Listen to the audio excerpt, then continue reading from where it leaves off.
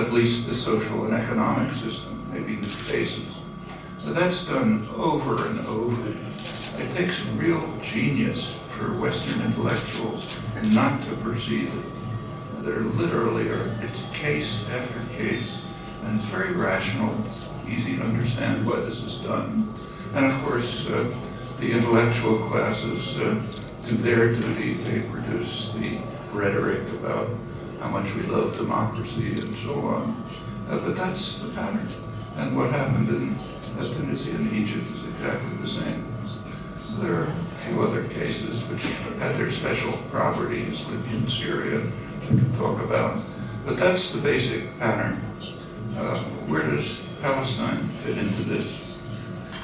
Well, Palestine is a little bit like Western Sahara. It's under military occupation.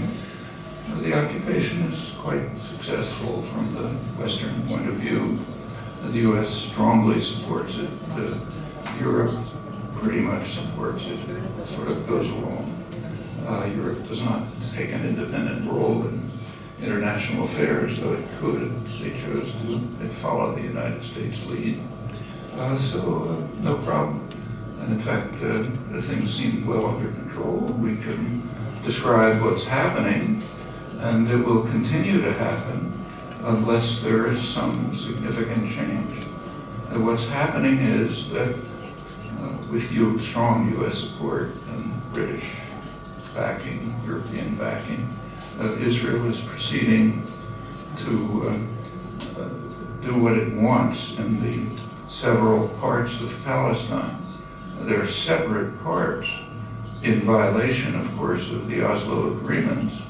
The Oslo agreements explicitly stated strongly that Gaza and the West Bank are a single territorial unity. And while praising and implementing the Oslo agreements, the U.S. and Israel instantly moved to separate the two, West Bank and Gaza, and are proceeding to do that ever since in ways that I don't have to tell you about, you know from your own lives, in violation of the agreements, but that's normal. And the intellectual classes keep quiet about it, which is also normal. So there are separate regions, Gaza and the West Bank. In Gaza, from the U.S.-Israeli point of view, the situation is in hand. Gaza can remain the world's largest open-air prison as long as it's under control. If it gets into trouble, you send in the jet planes, smash it up, and then you go back again. So that's not perceived as a real problem. The West Bank is a bit more complex.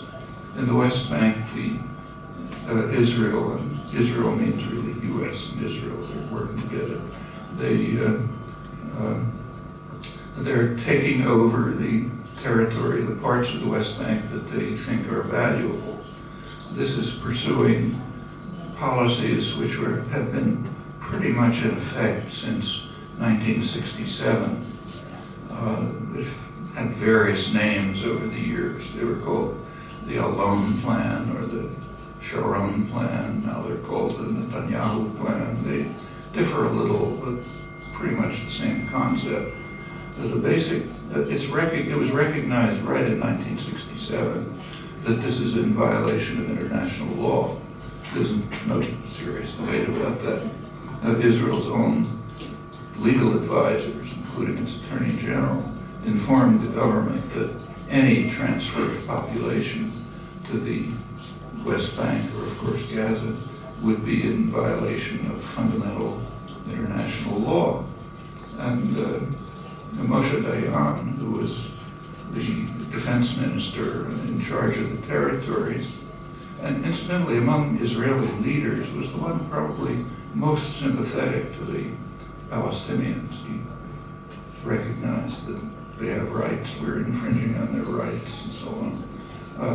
He said right away, yes, of course it's in violation of international law, but countries violate international law, so we'll go ahead and do it. He gave advice, meaning if you have the United States backing you, you can do whatever you like, which was realistic. He also informed his colleagues of what should happen to the Palestinians. He said, we should inform the Palestinian refugees that we have nothing for them. They will be treated like dogs, and the ones who want to leave will leave, and we'll see where that leads to. But we'll just do it step by step. In fact, the way the whole Zionist movement developed from the beginning. Establish facts. Don't talk about principles.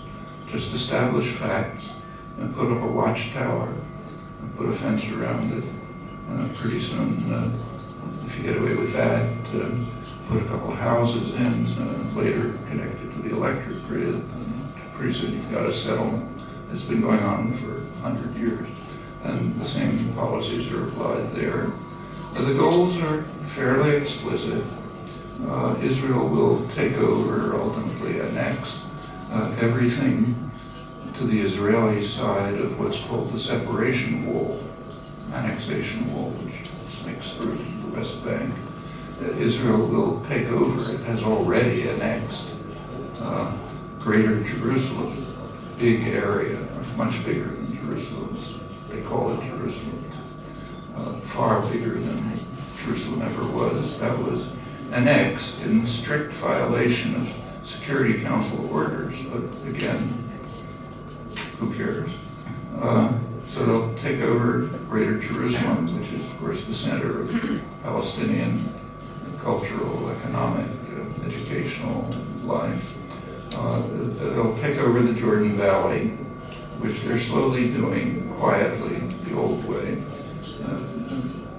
expelling Palestinians, setting up military zones, which is a technique which was also used inside Israel.